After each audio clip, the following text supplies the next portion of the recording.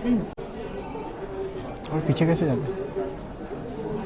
Market का पंचनामा में आप सभी का स्वागत है। मैं हूं वरुण दुबे और मेरे साथ है आशीष वर्मा। और आज मेरा मोबाइल थोड़ा हैंग हो रहा है, इसके लिए आशीष अपने मोबाइल में चालू कर रहे हैं आपके क्वेश्चंस लेने के लिए। लेकिन आशीष, जैसे कि आपने कुछ दिन पहले से आप कह ही रहे हैं कि हाँ, ये एक ट्रेडिंग का मार्केट बन चुका है, वो ट्रेंड को हमें भूल जाना चाहिए। और आज सुबह का आपका एनालिसिस में सुन रहा था, एक दिन तेजी, एक दिन गिरावट, एक दिन तेजी, आज जो भी हो, लेकिन एक दिन तेजी, एक दिन गिरावट, एक दिन तेजी, एक दिन गिरावट, और आज फिर से वही देखने मिला। कल की तेजी के बाद आज गिरावट देखी गई। तो इनफैक्ट मेरे ख्याल से अब मार्केट को ऐसे ही ट्रेड करना चाहिए, राइट? एक दिन जिस दिन चल गया, दूसरे दिन ये कर जरूरत पड़ती नहीं। चलिए आपने, लेकिन ये ट्रेडिंग मार्केट में बाजार का मूड है, तो आप अकेले मोबाइल खोल दिया। अच्छा, नहीं, आज का दिन तो दिक्कत भरा था, डिसअपॉइंटिंग देता, और खासतौर पे बुल्स के तो बेहद डिसअपॉइंटिंग। अच्छा शार्प सेल ऑफ था, और लग रहा है सेल ऑफ को देख के थोड़ा सा कॉशियस रहने में कोई गलती नहीं होगी। कॉशियस रहना है। अब मैं ऐसा क्यों कह रहा हूँ, क्योंकि आज देखिए किस तरह से हेवीवेट्स की पिटाई हुई है। मैं लिख के लाया हूं, HDFC twins, TCS, ICICI, ITC, Reliance, Infosys, ये सब वो हेवीवेट्स हैं जो आज पिटते हुए नजर आ रहे थे। इसलिए थोड़ा कॉशियस रहे। हालांकि इस समय भी घबराने की जरूरत नहीं है। हमारी रेंज क्या थी? 550, 500 नीचे की तरफ। हालांकि उस रेंज के वापस रीटेस्ट करने के लिए आ रहे हैं, इसलिए मैं कॉशियस रहूंगा। 550 इसीलिए क्योंकि इस हफ्ते की शुरुआत में मंडे को जब दबाव आया था, उस दिन के लोज थे वो। और 500 की बात मैं इसलिए कर रहा हूं बार बार, क्योंकि ध्यान रखें इस सीरीज का पुट बिल्डअप जो है वो बहुत तगड़ा 500 के लेवल्स के आसपास है। तो बुल्स चाहेंगे ये लेवल्स डिफेंड होते हुए नजर आए, इसीलिए 500 तो बहुत इंपॉर्टेंट। अगर वो नीचे की तरफ टूटता है तो दिक्कतें बढ़ती हुई नजर आएंगी। और इस समय जो ट्रेंड की बात करी वरुण ने, थर्सडे को ध्यान रखें गिरे, फ्राइडे को चल गए, मंडे को गिरे, ट्यूसडे को चल गए, और आज क्या हुआ? फिर गिरे। तो ये एक्चुअली हम जब कह रहे हैं ट्रेंडिंग मार्केट से ट्रेडिंग मार्केट में, एग्जैक्टली वो ट्रेड आपको वैसे ही नजर आएगा। उस लॉजिक से तो कल तेजी दिखनी चाहिए। और ये भी ध्यान रखें, परसों के दिन के लोज पे जाके बंद हुए हम, कल हम दिन के हाईज पे जाके बंद हुए है ना ये। और आज क्या हुआ? आज दिन के लोज पे जाके बंद हुए। इस तरह का ट्रेडिंग मार्केट है ये। खैर, ये ऑब्जर्वेशन गलत है कि कल तेजी होगी नहीं होगी, पर इस समय ज्यादा इंपॉर्टेंट है कि मैं थोड़ा कॉशियस रहूं, थोड़ा सा कीनली वॉच आउट करूं। कल वो लेवल्स डिफेंड होते हैं 550 और 500 के। हाँ, ऊपर की तरफ दायरा अब तक मैं क्या कह रहा था, 760, 800, अब वो नहीं लगता। अभी आज जहां से घूमे हैं ना इस हफ्ते, 710, 720 के जोन्स के आसपास वही एग्जॉशन आ रहा है। तो वो रेंज भी जो है थोड़ी नैरो डाउन होती हुई नजर आ रही है, और थोड़ा सतर्क करने की। लेकिन ऊपर की तरफ ज्यादा नैरो हो रही है कि नीचे की तरफ? नीचे की तरफ तो अभी तक तो नीचे की तरफ रेंज खुली नहीं है, अभी प्रोटेक्टेड है। 550, 500 की तरफ अब ज्यादा, ऊपर की तरफ 760, 800 दिख नहीं रहा। अब तो 710, 720 के आसपास एग्जॉशन दिखता है, तो वो दिक्कत वाले जोन्स हो गए। आज तो 680 से घूम गए। राइट, चलिए अब सवाल जवाब का सिलसिला शुरू करते हैं। अशोक मकवाना डीमार्ट पे पूछ रहे हैं, 15-20 पे लॉन्ग टर्म का व्यू चाहते हैं। HSBC तो 1700 के टारगेट दे रहा है। नहीं, तो डीमार्ट में अब इसमें ये है ही वैसी कंपनी, पेडिग्री बड़ी स्ट्रांग है सर, और लोग अभी भी बुलिश हैं कि डीमार्ट ये सेम स्टोर सेल्स ग्रोथ में बड़ा तगड़ा उछाल देखने को मिलेगा। सारे के सारे राधाकृष्ण दमानी साहब पे बहुत बुलिश हैं, जिस तरह के एंटरप्रेन्योर हैं वो। बाजार में बहुत ज्यादा पेपर है नहीं, सबने दबा रखा है। ये कंपनी प्रीमियम कमांड करती है, महंगी है, महंगी रहेगी। तो इसमें मुझे लगता है इसको तो लेके रखे रहे। और आज HSBC की रिपोर्ट भी हाईलाइट करती है कि यहाँ से उन्होंने तो खैर कई सारे ये जो डोमेस्टिक कंजम्पशन थीम्स वाले स्टॉक्स हाईलाइट कर रहे हैं। डाबर, जुबिलेंट, उसमें मतलब कई सारे स्टॉक्स थे। और इसमें obviously Avenue supermart consumption theme के लिए आज से अट्रैक्टिव प्ले है, और मुझे लगता है इसको तो रखना चाहिए पोर्टफोलियो में। अभी भी थोड़ा सा ऑफ प्लेयर हो जाता है, लेकिन उसका ये मतलब नहीं है कि लोगों ने दबा नहीं रखा। माल दबा हुआ है, पेपर की कमी है, ये सब प्रीमियम कमांड। चलिए ठीक है, तो रखे रहे, 1700 के टारगेट्स आएंगे। विवेक यादव, अच्छा ये वैसे भी टाटा मोटर्स में हो क्या रहा है आशीष? 205 पे लेके बैठे, 3 से 5 साल का व्यू पूछ रहे हैं। आज 4-5% चला। वो ग्लोबल सेल्स नंबर तो इतने अच्छे थे नहीं, 5% ग्लोबल सेल्स नंबर हिस्ट्री है, है ना। मुझे नहीं लगता उससे कोई रिएक्शन होगा। अर्थिंग बहुत खराब हो जाते, फ्लैटिश नंबर थे, 5% ग्लोबल सेल्स गिरी अगर सही हूं तो। पर टाटा मोटर्स की कमेंट्री हमारी क्या थी, 140, 141 का पैनिक बॉटम बन चुका है। आपने कई लोगों ने पूछा भी था, तो हमने कहा था इसको होल्ड करना है सर। इसमें एक राउंड ऑफ बाइंग आ चुकी है, उसके बाद कंसोलिडेशन था, और सेकंड बाइंग की हम लोग बात कर रहे हैं, तो देखिए वो बिल्कुल नजर आ रही है। अभी भी कोई जल्दबाजी नहीं। यस बैंक, टाटा मोटर्स, ये सब लंबे बियर ग्रिप के बाद अब निकल रहे हैं। इसीलिए मुझे लगता है इन स्टॉक तो बने रहे, इन स्टॉक पे रखने में कोई इशू नहीं। चलो ठीक है। अब यहाँ मयूर राघवानी पूछ रहे हैं, what is happening to TCS? आज दबाव में था, अब रिजल्ट आने वाले उसके पहले दबाव, मुनाफा बांध रहे होंगे। ओके, उससे ज्यादा कुछ नहीं है। TCS के नंबर्स तो अच्छा है, कंपनी को लेकर तो कोई इशू है ही नहीं, तो सब जानते हैं। ओके, मुझे बहुत ज्यादा घबराने वाली बात नहीं लगती है, क्योंकि रिसेंटली अच्छा मोमेंटम आया, उस मोमेंटम के अनवाइंडिंग का प्रेशर आया, बाजार का मूड बिगड़ा हुआ था। और आज आपने देखा किसी दिग्गजों ने सेलिंग करी, क्योंकि सारे हैवी वेट्स पिटे हैं। राइट। तो TCS, HDFC ट्विंस आ रही है, ये वो कैटेगरी ऑफ स्टॉक्स जो आज दबाव झेलते हुए नजर आए थे। तो मुझे लगता है किसी तरफ सेल ऑफ का प्रेशर आया था। आई एम श्योर आपने पोर्टफोलियो में रख रखा होगा, लेकिन आज के प्रेशर को देख के घबरा रहे होंगे, लेकिन घबराए ना सर। और मैं तो मानता हूँ कि इसको रिजल्ट्स में भी राइड करके लेके जाएं। इवेंचुअली स्टॉक यहाँ से वापस मजबूती और रिसेंट हाइज जो थे 2200-2300 ऑड लेवल्स के, ये वहां पे जाना चाहिए। अच्छी पेडिग्री, कोई इशू नहीं, गजब का धंधा। ओके चलिए, तो रखे रहें, बेटर होगा। अच्छा आशीष, ये India bulls real estate, in fact India bulls पूरे ग्रुप में क्या हो रहा है? अब बोलते हैं इंडिया बुल्स रियल एस्टेट तो बिकेगा, क्योंकि इतने तगड़े प्रीमियम पे बिकेगा? बिकेगा नहीं, बिकेगा से मतलब नहीं है। तो इंडिया बुल्स ग्रुप पे कोई ना कोई स्टॉक पे दाव है, तो इंडिया बुल्स वेंचर्स भी चल रहा है साथ साथ, वो इंडिया बुल्स इंटीग्रेटेड सर्विसेज भी चल रही है। ग्रुप पे फोकस चल रहा है, ग्रुप पे रुझान है। हालांकि आज जैसे मैं चर्चा भी कर रहा था किसी से, इंडिया बुल्स हाउसिंग अट्रैक्टिव है लेवल्स के आसपास, प्रोवाइडेड कि उसको RBI का लो लाइसेंस मिले ना मिले, गो हेड मिले ना मिले, लाइसेंस कह रहा हूँ गलत कह दिया, गो हेड मिले ना मिले उस डील के लिए, उसके बावजूद इस समय वैल्यूएशन अट्रैक्टिव है इंडिया बुल्स हाउसिंग के। इंडिया बुल्स रियल एस्टेट में मोमेंटम स्ट्रांग है, क्योंकि ग्रुप एग्जिट करेगा तो हो सकता है वैल्यू लॉक होती हुई नजर आए, शेयरहोल्डर्स को पैसा मिलता हुआ नजर आए, ये ग्रुप धंधा सिमटता हुआ नजर आएगा। पर अब टू लेट, अब इस तरह के मोमेंटम आ चुका है कि मुझे एंट्री नहीं पानी चाहिए स्टॉक में, कोई रीजन लॉजिक नहीं दिखता, इट करेक्ट्स, है ना। और अगर है तो फिर इस मोमेंटम को राइड करें, इसके अलावा कुछ कर ही नहीं सकते स्टॉक में, जिस तरह 30% से ज्यादा का उछाल पिछले 3 दिनों में दे दिया। डेफिनेटली, तो ट्रेडिंग का मौका है, ट्रेडिंग करें, मुनाफा ले और निकल जाएंगे। हाँ, डिप्स आएंगे तो एंट्री के पॉइंट ढूंढेंगे, अभी तो मुश्किल। चलिए, नूतन शाह पूछे HDFC बैंक शॉर्ट टर्म के लिए लेना चाहिए क्या? आज इसमें बड़े बड़े सौदे हुए, बड़ी बड़ी ओवरहैंग बना हुआ है। किसने किया ये पता चला? नहीं, अब ये था कि 40 बेसिस पॉइंट का 0.42% का समय किसी ने स्टेक, जो कि नॉन प्रोमोटर नॉन इनसाइडर है, पता नहीं कौन है।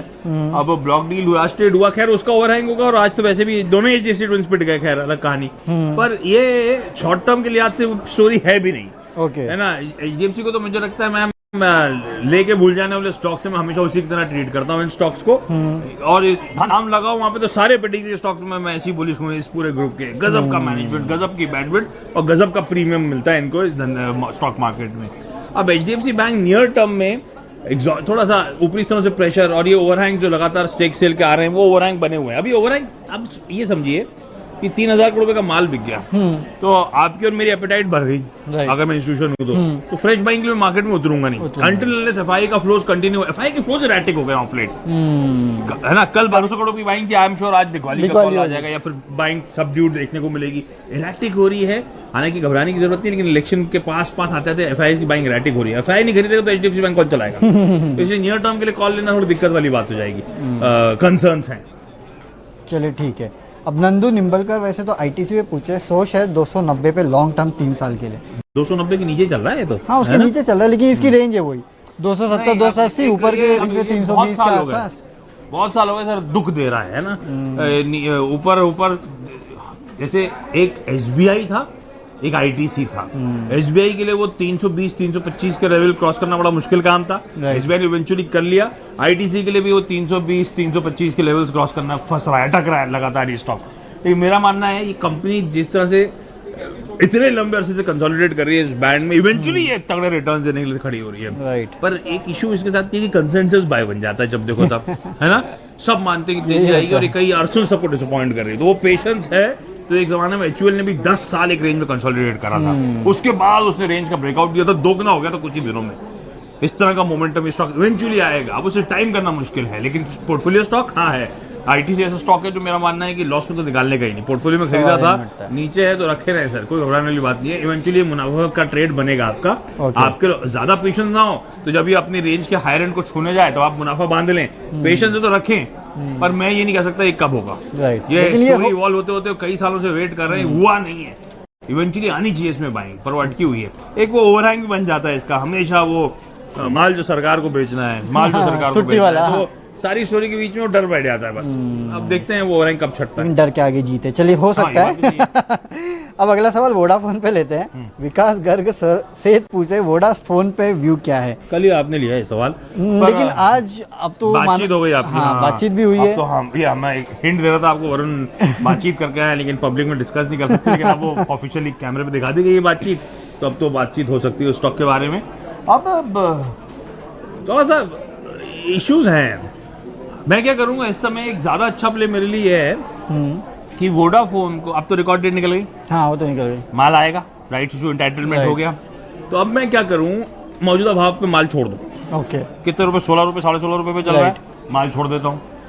और क्या करूं, राइट इशू में एंटाइटलमेंट ले लूं, ओके 12.5 पे वो माल आ जाएगा, मारा जाएगा। 16.5 पे माल निकल जाएगा, 4 रुपए का आर्बिट्राज मिल जाएगा। ओके, तो ये क्यों ना करूं? तो मतलब लोग आर्बिट्राज ही कर रहे हैं इसमें। करना ही चाहिए। 4 रुपए बैठा हुआ रेडी प्रॉफिट दिख रहा है मुझे। मैंने रखे इसलिए था कि राइट्स का एंटाइटलमेंट होना चाहता हूँ, Right. तो एंटाइटल्ड हो गया हूँ तो उसको इनकैश करूंगा, इधर मैं भाव छोड़ दूंगा 16.5 रुपए कैश मार्केट में। ये बात सही है। Simple logic. इस समय आप बाकी दिमाग मत लगाएं, लंबी स्टोरी वो सब छोड़ दें, इस समय तो ये कर लें पहली फुर्सत। चलिए ठीक है, तो ये एक अच्छा आर्बिट्रेज का मौका है, याद रखें। अब एमआरएफ पे लेते हैं विकास डोटासरा। एमआरएफ 78,000 पे लेके रखे इन्होंने 4 शेयर। अभी तो मेरे ख्याल से 55-60,000 के आसपास ट्रेड कर रहा है। भारी नुकसान है। स्पेस में दबाव आया, टायर एज स्पेस में दबाव इसलिए आया था क्योंकि रबड़ की कीमतें, क्योंकि कच्चे तेल में उछाल, और ऑटो स्पेस में दबाव। राइट, कच्चा तेल अभी भी ऊपर है, इशू ऑटो अभी तक हालत धीरे-धीरे सुधरे नहीं है। लेकिन आपकी बाइंग बड़ी ऊपर की है।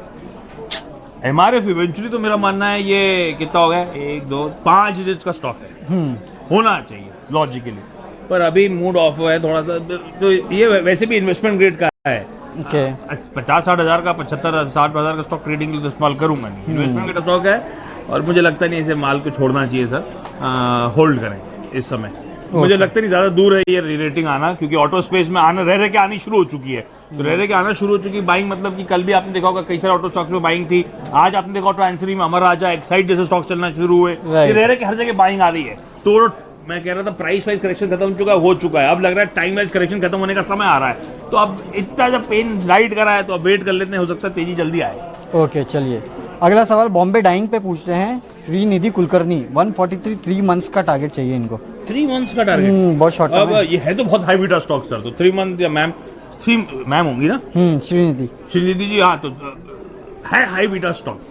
अब ये टेक्सटाइल धंधे से हम लोग ज्यादा इसके रियल एस्टेट धंधे को ट्रैक करते हैं, क्योंकि अब आप फाइनेंशियल देखेंगे तो लार्जली सारा कंट्रीब्यूशन इसका उसी धंधे से आ रहा है। और जहां हम खड़े हुए हैं, ये बॉम्बे का लोअर परेल का इलाका कहा जाता है। इस इलाके में और इसके पास वर्ली का अप मार्केट इलाका, ये भी अप मार्केट ऐसा नहीं है, तो इन दोनों इलाकों में बहुत तगड़े ट्रैक्ट्स ऑफ लैंड है इस कंपनी के पास, तो वैल्यू तो इमेंस है। अब धीरे धीरे क्या है, वो प्रोजेक्ट जो बना है उसका रियलाइजेशन शुरू हुआ है, तो उसका फाइनेंशियल में देखना शुरू हो गया। मुझे लगता है इवेंचुअली स्टॉक अच्छी दिखाएगा, पर क्योंकि जब ये एएसएम लिस्ट में आया तो उसके बाद इतना पिटा कि अब वो भूत बन गया अब वो लो लेवल से रिकवरी शुरू है, देखते हैं। लेकिन कंपनी अच्छी है, इवेंचुअली ये स्टॉक हाई बीटा है, अच्छे मोमेंटम, अच्छे रिटर्न देने का दमखम रखता है। आपकी माइंड के आसपास ही, if I am not mistaken, stock चल रहा होगा, तो होल्ड करें मैम। रियल एस्टेट में वैसे भी आप देख रहे हैं ऑफ लेट बड़ी बाइंग मोमेंटम आ रहा है। गोदरेज प्रॉपर्टी, ओबेरॉय रियल्टी, किसी दिन डीएलएफ चलता हुआ, किसी दिन प्रेस्टीज एस्टेट्स, तो मोमेंटम तो इस पॉकेट में आ रहा है। स्ट्रीट अब मान रही है कि FY20 शायद रियल एस्टेट स्पेस के लिए एक अच्छा साल होगा, तो बॉम्बे डाइंग क्यों नहीं। ओके चलिए, तो 3 महीने में अच्छा मुनाफा दे सकता है। अच्छा आशीष, एक आखिरी सवाल पूछता हूँ अपने तरफ से, ये जेट एयरवेज में क्या होने वाला है? नरेश गोयल जी फाइनली लेंगे इसको वापस, क्योंकि आज वो एक्सप्रेशन ऑफ इंटरेस्ट आने वाला है। 6 बजे का डेडलाइन है एम्स्टरडैम में अब तो इनका प्लेन रुका दिया गया। ये क्या मतलब? वो कुछ एम्स्टरडैम में इनका प्लेन रुका दिया गया, उनके जो पार्किंग पे का पैसा ऐसा नहीं दिया था, कुछ पता नहीं क्या हुआ वहाँ पे। किल्लत है, पैसा कैसे देंगे। पीछे से कैमरामैन गुस्सा हो रहा है, थक गया खड़े ऐसा तो बंद करने के चलते अब करना क्या चाहिए जेट एयरवेज में? तो सुबह जब नरेश गोयल की खबर आई थी, स्टॉक चल गया था। ओके, अब मन क्यों कर रहा है? बड़े अच्छे मार्की नाम सामने आ रहे हैं। आपने नरेश गोयल का नाम लिया, अरे एक बच्चे जैसे ही है उनकी कंपनी, जो अब से सालों से उन्होंने खड़ी करी और कहाँ पहुंचा दी, तो मन तो होता नहीं छोड़ने का, इसीलिए स्टेप डाउन भी नहीं कर रहे थे इतने साल। हाँ, इट्स बेबी ट्रू। तो इतने दिन जब से स्टेप डाउन करा, उसके बाद फ्री होंगे, तमाम इन्वेस्टर से मुलाकात करी होगी। अब सिल्की जो रिपोर्ट लेकर आई हो, कह रही है कि एयर फ्रांस के साथ हो सकता है शायद वो मिलकर डील करते हुए नजर आए। इंटरेस्टिंग खबरें ये आ रही हैं नेटवर्क से तमाम की, कतर एयरवेज, एतिहाद, ये सब वो प्राइवेट इक्विटी प्लेयर्स, एक private equity player InterGlobe aviation के साथ मिलकर। अब खैर ऐसा होता है मुझे, क्योंकि याद है पहले डेक्कन एविएशन, फिर नहीं, पहले किंगफिशर के साथ हुआ, उसके बाद स्पाइस जेट के साथ हुआ जब मारन्स के पास थी। तो दुनिया में जितनी एविएशन कंपनीज के नाम थे ना, मीडिया वो रिपोर्ट करती थी। आज टाइगर एयरवेज और पता नहीं इतने सारे नाम सुने मैंने पहली बार तब। तुक्केबाजी चलती रहती है। अभी एक बड़ा मुश्किल है कहना कि 6 बजे कौन कौन फाइनली एक्सप्रेशन ऑफ इंटरेस्ट डालता है। पर नरेश गोयल जी खुद डालेंगे कि नहीं ये भी नहीं पता अभी तक। मन कर रहा है, अगर मैं आज ट्रेड में होता और थोड़ा सा रिस्क अवर्स नहीं होता, रिस्क लेने को तैयार होता ना, तो मैं एक ट्रेड लेके जाता हूँ ऑन द पॉजिटिव साइड। अब तो खैर देर हो गई, अब तो खैर अब तो जो पता चलना एक्सप्रेशन इंटरेस्ट सामने आएंगे Right. और कल सुबह पता चल जाएगा। तो आज तो इसमें तो कोई लॉजिक ही नहीं कुछ बात करने का। कल सुबह उठेंगे तो हमें सब कहानी पता चल चुकी होगी। चलिए, तो कल कहानी पता चलेगी, उसके बाद आपको बताएंगे कि क्या ट्रेड लेना है। लेकिन अब तब तक तो फिर आपसे दिन में खैर चैनल पे आपको 10 लोग बात करते सुनेंगे। डेफिनेटली, तो लेकिन अब आपसे विदा लेते हैं और सवाल जवाब का सिलसिला जो है वो यहीं बंद करते हैं। कल आपके साथ फिर जुड़ेंगे इस प्लेटफॉर्म पे आपके सवालों को जवाब देने। और अगर वो 91 कॉन्स्टिट्यूएंसीज में से एक आती है तो वोट डालने जरूर जाए। हाँ, वोट डाल के definitely. टाइम पे आ जाएं, नमक रख लो, मिल के चाय पियेंगे। चलिए, on that note, bye bye. Bye bye.